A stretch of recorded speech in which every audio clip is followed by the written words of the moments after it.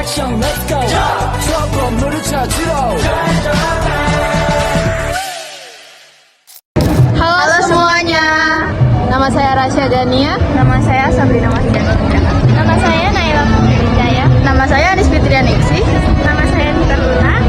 Pada hari ini kita berada di Museum Fathahillah, untuk alamatnya di Jakarta Kota. Kota Tua. Ya, ini jadi bisa dilihat ini kita di depan halamannya. Jadi ini museumnya di belakang kita. Yeay.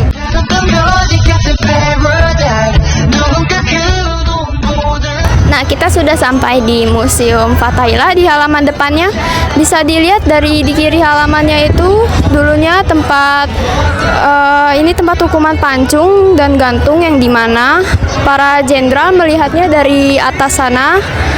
Nah, ini jadi ada lonceng juga ya, lonceng di atas. Ini biasanya masyarakat Batavia menyebutnya lonceng kematian, soalnya pas pengumuman hukuman itu berlangsung, lonceng itu dibunyikan, jadi masyarakat Batavia itu menonton orang yang dihukum. Nah, jadi gitu. Jadi museum ini juga diresmikan pada 2 Maret 1974 dari Gubernur DKI Jakarta, yaitu bernama Ali Sodikin. Jadi kita akan masuk ke dalam Museum Fathahillah arah barat. Ya, kita lewat pintu arah barat dan belok di kiri.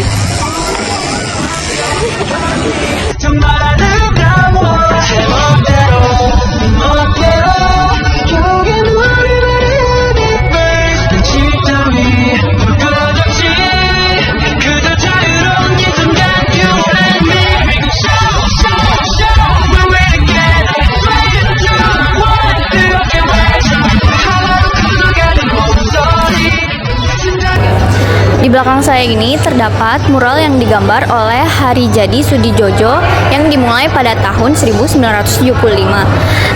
Tetapi dia tidak menyelesaikan sampai akhir hayatnya.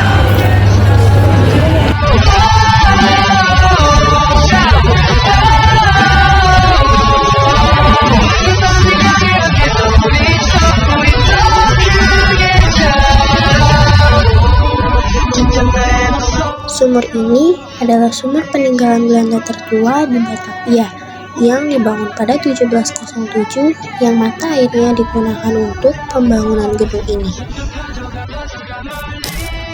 Patung Dewa Hermes. Patung Dewa Hermes berasal dari mitologi Yunani. Dewa Hermes dipercaya sebagai tanda dari keberuntungan dan perlindungan bagi kaum pedagang.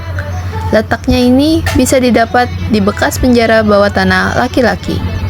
Awalnya, patung ini milik seorang warga negara Belanda yang menjual barang logam dan pecah belah. Kemudian ia membeli patung Hermes dari Jerman pada sekitar tahun 1920. Singkat cerita, patung tersebut diberikannya kepada pemerintahan di Batavia.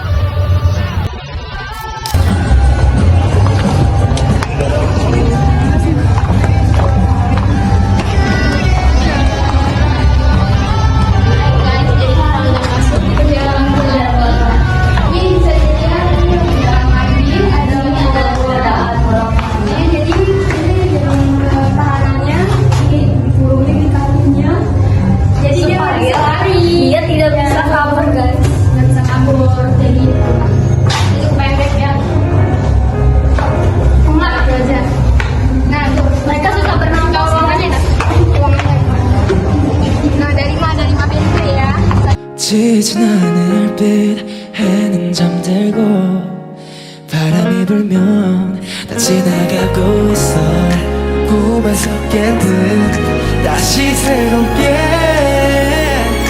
It's alright 저 친구야 밖에 마음이 답해 숨을 쉴 수가 없잖아 I wanna go back to the good times 하지만 너와 노래는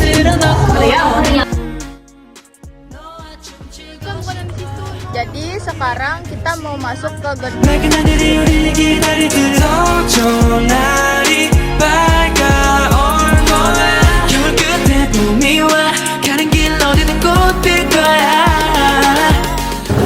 di sebelah kiri saya ada namanya Prasasti Ciareteun. Yang prasasti ini ditemukan di desa Ciareteun, Hilir, Kecamatan Cibulang, Kabupaten Bogor pada tahun 1863. Nah, ini di prasasti ini terdapat telapak kaki ya sama bahasa Sanskerta dan huruf Palawa. Yang artinya itu, inilah tanda sepasang telapak kaki Dewa Wanu, pemelihara, ialah telapak yang mulia, Pumawarman, raja di negeri Tarumaraja yang gagah berani di dunia. Jadi seperti itu. Ini telapak kaki dan tulisannya ya.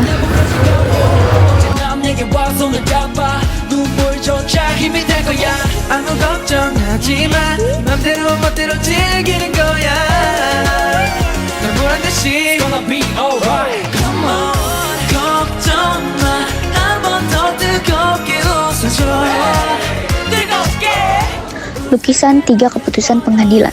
Di sisi kiri ada Raja Persia yaitu Kambises abad ke-5 sebelum Masehi sedang memerintahkan supaya hakim yang korupsi Samnes dikuliti. Kemudian putra si Samnes diangkat untuk menggantikan ayahnya. Kulit ayahnya dipakai untuk melapisi kursi hakim sebagai peringatan keras terhadap hakim-hakim yang disuap.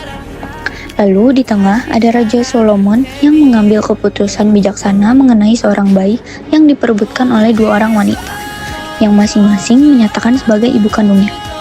Lalu di sisi kanan ada Raja Zaleukos dari Lokri, Yunani abad ke-7 sebelum Masehi, siap mengorbankan salah satu matanya untuk mengindahkan hukum yang diundang-undangkannya sendiri. Dengan demikian, Raja mau menyelamatkan satu mata putranya yang sesungguhnya harus ditusuk kedua matanya karena telah melanggar hukum yang melarang berzina.